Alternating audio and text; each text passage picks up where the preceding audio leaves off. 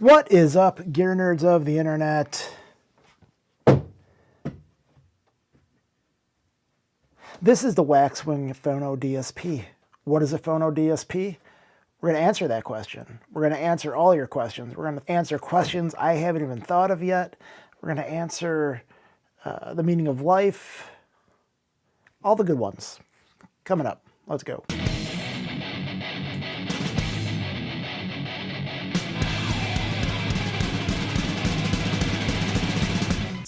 In the morning. So a DSP is a digital something. 3 days later. Digital signal processor. And so what that is doing in this instance is not just processing your signal, although it's doing that, but it's amplifying too. It amplifies the signal from your turntable, acting as a phono preamp, and it does a lot of other cool stuff.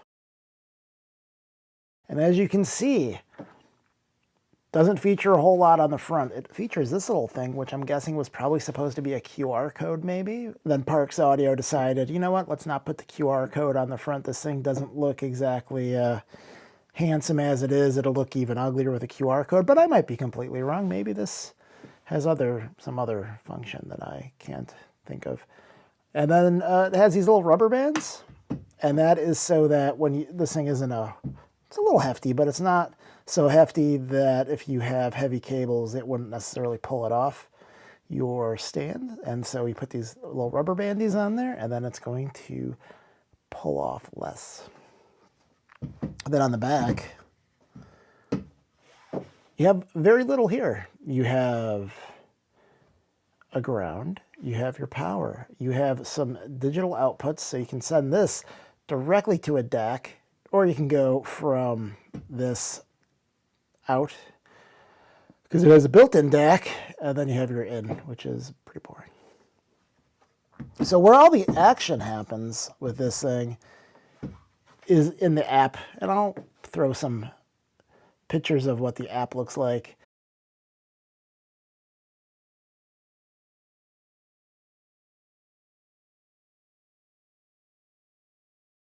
There's like 100,000 different features to this thing, which you wouldn't know from looking at it. And I'm going to kind of hit on the ones that I like the best. So if you've ever watched any of my videos about phono preamps, the one thing I always complain about is that they don't have mono built in.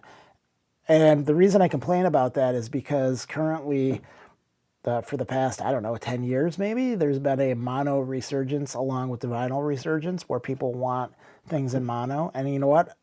I'm with it. I actually, if there is a record that came out in mono and stereo, I would rather have it in mono. There's some good reasons for that.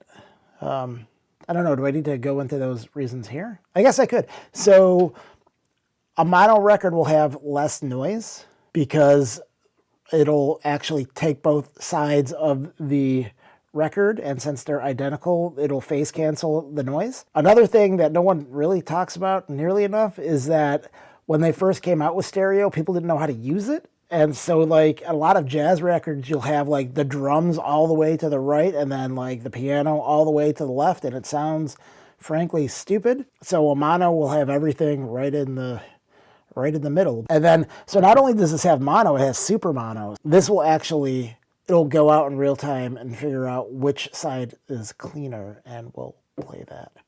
I've not tried that, but I'm guessing it's probably pretty cool. The other feature that I think is really, really important, and what really makes this thing worth picking up potentially, is that there's a magic option.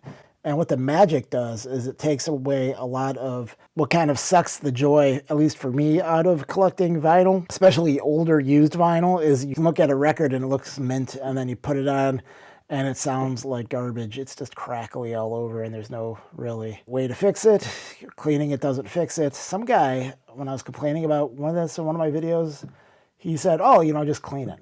Yeah, buddy, that doesn't work. And I'm actually going to demonstrate this. The first thing up is this original stereo copy of Bill Evans' Undercurrent. The record has been cleaned with an ultrasonic cleaner, so this is as good as it's probably ever going to sound, unfortunately. The staticky sound you hear throughout, I'm going to bet, is caused by inner groove damage from someone listening to this a lot with a really bad stylus. The magic setting does not really help this at all, as you'll be able to hear. Here we go.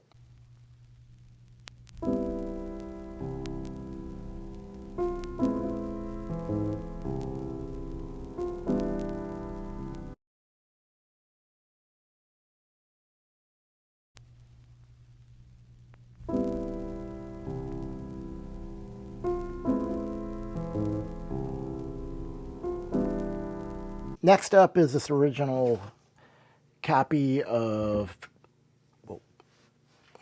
Pharoah Sanders' Karma that I recently picked up. I have not had a chance to clean this in the ultrasonic cleaner yet. I have done a dry cleaning. You can hear pops and clicks present, but when they turn the magic setting on, you can hear the noise floor get a lot lower. And that's really what the magic setting is good at. It's good at kind of removing some of those pops and clicks throughout songs. If you had a scratch where it's every time the rotation where it spins, it click, click, it would be pretty good at minimizing that. Let's hear that.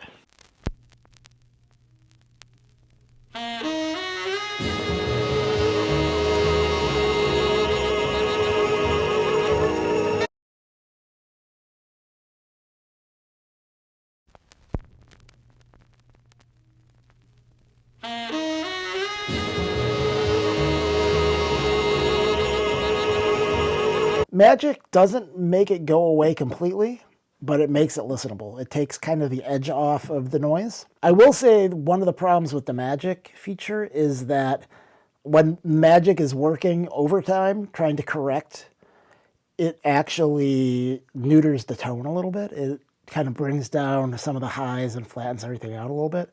I don't know if I'm going to be able to play enough of that record in the clip for you to actually hear that, but it's there and it's noticeable. If it's just kind of like you have a slightly noisy record with some pops here or there, you won't hear a difference. At least I didn't hear a difference.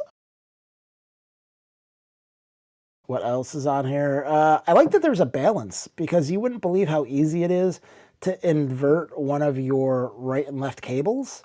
And so with the balance, you could just push it all the way to the left and push it all the way to the right. You push it all the way to the left and then it's coming out of the right speaker, then you know you have an issue. There's also some basic EQing functions that are nice to have. And they're pretty gentle. Like, you really can't go to extremes with it, which is probably good, because if you need to go to an extreme with an EQ setting on your Phono preamp, then you have way bigger issues somewhere else in your system. You shouldn't be trying to fix it with an EQ, that is for sure. And then it has this grading feature that's kind of cool. It'll, in real time, go through the record and then kind of average out the noise level, and then we'll kind of grade it in like an A through F. And that's kind of cool. And then there's a bunch of other features. There's some features that you can use to help set up your cartridge if you have the right test record. Yeah, and there's just a whole bunch of other cool features. For all the features it has, there's some features I wish it had that it doesn't. A lot of those that are software-based I'm going to skip, because Parks Audio is working on a new firmware version that might correct those, so I don't feel like there's any point in pointing those out. They're all pretty minor anyway. The features I wish it had are more hardware-based. So this will do moving magnet and moving coil, but the moving coil option you have is 200 ohms, and that's it, which is going to work for probably 90% of the cartridges out there. There are some cartridges I've seen, though, but off the top of my head, I don't remember which ones they are, that do require something in like the, I think it was like 475 or something, I don't remember,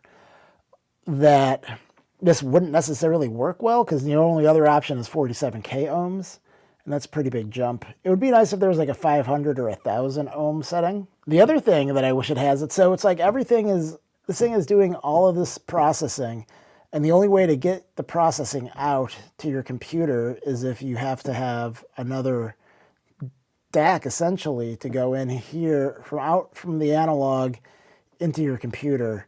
It'd be cool if you had like an SD card slot where you just stick a SD card in there and you can write right to the SD card. It would make things way easier, like ripping vinyl to digital, like I'm doing later. So in terms of options, this is probably the most options you're going to get out of any, we're going to call it a Phono preamp, even though it says it's a Phono DSP, but it's functionally a Phono preamp. There's no other thing out there on the market that I'm aware of that does this stuff.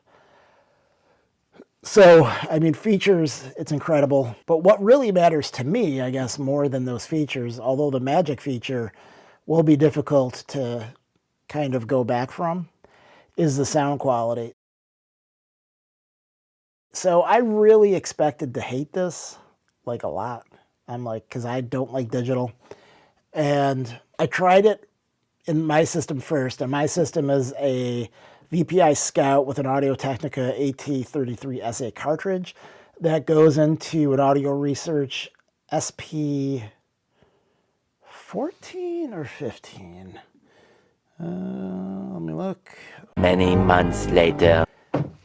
SP16 into a Rotel RB 1552 MKII power amp into KEF R300 speakers. So that's the better system that I have. So my thoughts on this were that it sounds really good. I was waiting for it to annoy me. I was waiting to hear some digital artifacting. I was fully expected not to like it as soon as I plugged it in. I had no issues with it as soon as I plugged it in. I was rather taken aback, and I listened and I listened and I listened for it to flaw in the sound to present itself, and it never did. So for $500, I have tried a lot of Phono preamps in that sort of price range that don't sound as good as this. I kind of have a criteria in my head that I don't think I've ever actually used in any of these videos, where I basically think, well, what, can I live with this? Like, can I live with this in my system and be happy? And this passes that test. This I could live with for probably ever and be completely happy with it.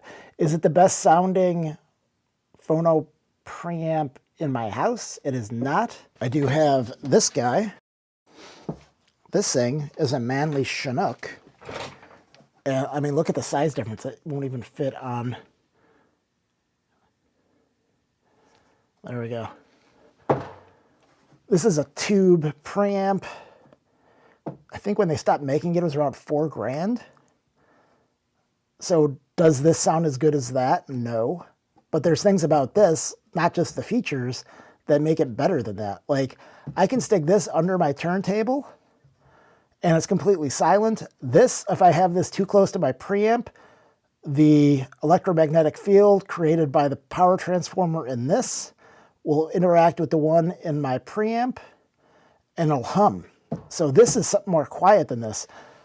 Where I hear the main difference between these two is that this sounds more lifelike. It's more three-dimensional. You hear things in space more than with this. I don't believe that the Manley is, 10 times, well, it's not really 10 times, let's say, 5 times as good as this.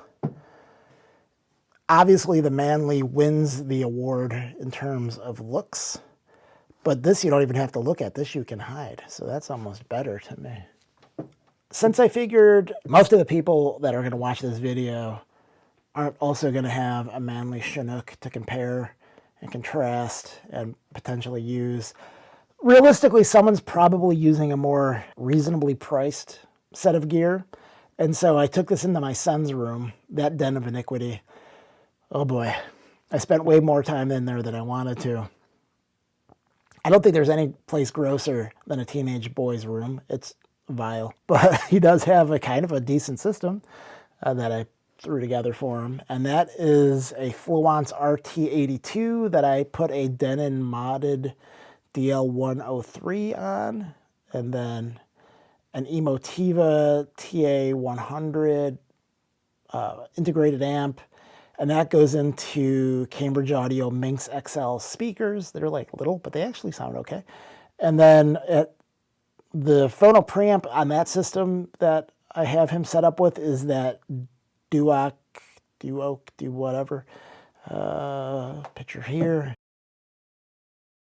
T4 Plus Phono preamp. And so when I put this in that system, I was blown away at how much better this sounded than the T4 Plus, because a lot of times when I take something that is sort of an upgrade, like in this terms, where it's like a couple $100 more, you don't really hear a couple $100 difference. However, it really made the T4 Plus sound almost bad. I would say bad. This really sounded so much better. I actually heard, going back and forth between the two, distortion on the T4 Plus, and this had a much more clean sort of sound to it. If I loved my son more, I'd buy one of these and then give it to him, but I don't know. He doesn't even use his system. He comes downstairs and uses mine, and it drives me crazy. It's like, bro, I paid a lot of money for you to have a decent setup, and you're using mine. Get out of here. The other cool thing about my son's system that I don't have is he has a built-in DAC into his Emotiva. And so I plugged this into that as well, and I flipped in between those. And I will say the DAC that was built in to the Emotiva does sound a little bit better than this one. There's definitely a bit more, I guess I probably would say a marginal, but a noticeable difference in sort of the like the heft of the music. And so it makes me wonder, like, if you actually had a really good DAC, which I don't have because I don't really do digital all that much, how would that sound?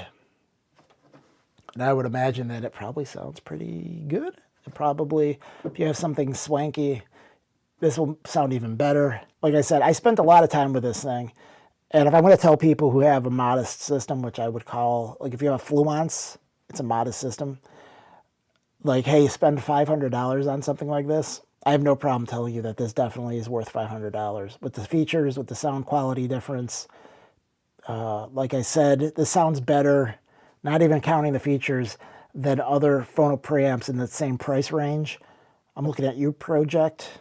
Yeah, it doesn't have tubes, but guess what? It sounds better than those Project tube preamps. I guess there's an elephant in the room that we need to discuss here, and it is the digital thing. And a lot of people will claim that they really care about analog. Like, oh, I have to have an all analog path, blah, blah, blah. And then some people will say, well, if you're going to use something that's digital, couldn't you just buy CDs and save yourself the money? I'm going to say no to both of those things. If you're buying records that were recorded in the past 30 years, there's digital, is probably recorded at least a little bit digital. Even if it's recorded to tape, a lot of times they send it to Pro Tools and they digitize it anyway. So there's digital in there, buddy. In terms of if you really care, if you're really buying, like, oh, I only buy original all analog reissues and original copies of, jazz records because I want it to be all analog, this isn't for you. Go and spend $4,000 on something like the Manley. The CD thing is kind of silly because CDs have a bit rate of like 16 bits and a sample rate of 44 kilohertz. This thing puts out 24 bits and has a sample rate of 96. So it's significantly better than CD quality. If you wanted to pose the question, are you better off doing SA CDs? Maybe. I would find that to be a more valid argument. And my pushback would be, who's making SA CDs? Like, there's hardly any of them. Like, there's very few being produced. So in terms of buying music that you want to listen to, you're going to have way more options with this than SA CDs. The other concerning part to me, being a person who works in IT, is businesses go out of business and then things become unsupported, there is an app that you have to download and use. And if Parks Audio goes away tomorrow, will you still be able to download that app? And the answer is maybe. However, Parks Audio has gone through the trouble of putting all of the Bluetooth commands out on his webpage. And you can use some really nerdy apps to change the settings on this thing. Is it easy? No. Do you have to convert stuff to hexadecimal? Yes. Is it fun? Not really, but it's doable. In the event that they did go out of business, I would imagine that some nerds would go out and use that information to recreate the app. It probably wouldn't take that much, so I wouldn't really worry about that. And even if it did, let's say you get 5 years out of this thing and you paid $500 for it. The phone I'm recording this on, I'm using a Phono. I used to use a DSLR camera. Does it look any different? I had to go and buy a brand new lavalier mic because I couldn't get the Rode lavalier mic to work. It's one of the reasons it's taken this video so long to come out. Inside baseball. This phone, after 3 years, is worthless, and you pay $1,000 for that. So you're going to get you're probably going to get 15, 20 years out of this. So, it's not something like the Manley that this is going to outlast me and it's going to outlast my children. Like if someone just takes care of it and replaces the capacitors every now and again, that thing, and the tubes that are in there, that thing will be around in 100 years. Well, this thing probably not, but you know what? In the grand scheme of life and of technology, you're paying for technology all the time that are basically going to be obsolete. And I don't think this is going to be obsolete anytime soon. Full transparency, I did not pay for this. This was lent to me by Parks Audio, so thank you, Shannon, at Parks Audio. I spent a lot of time testing this, listening to this, and because I realized listening to this, I'm going to recommend people buy this, and if I'm going to do that, I want to make sure that it's actually worth your money. This isn't a $100 piece of crap you buy off Amazon. It's a $500 thing that's not a piece of crap you buy off Amazon, and guess what? It sounds great. I don't know what else I can say. I have some other videos. I'm going to eventually do a review of that Manley Chinook. I have some other stuff that'll come out eventually. Assuming my health stays reasonably good, and I don't know. I have some thoughts about vinyl collecting in general that I think need to be discussed, especially when you get to be my age, which isn't that old, but it's old enough to where you're like, how many more rotations do I have? Anyway, go buy the Waxwing if you're looking for a Phono preamp or a DSP, but you're probably not looking for a DSP. You're probably looking for a Phono preamp. It's going to wow you. It's going to be great. I would be shocked if you don't like it. So in conclusion, do I recommend this? Yes. Would I live with this? Yes. That's it. Have a good day.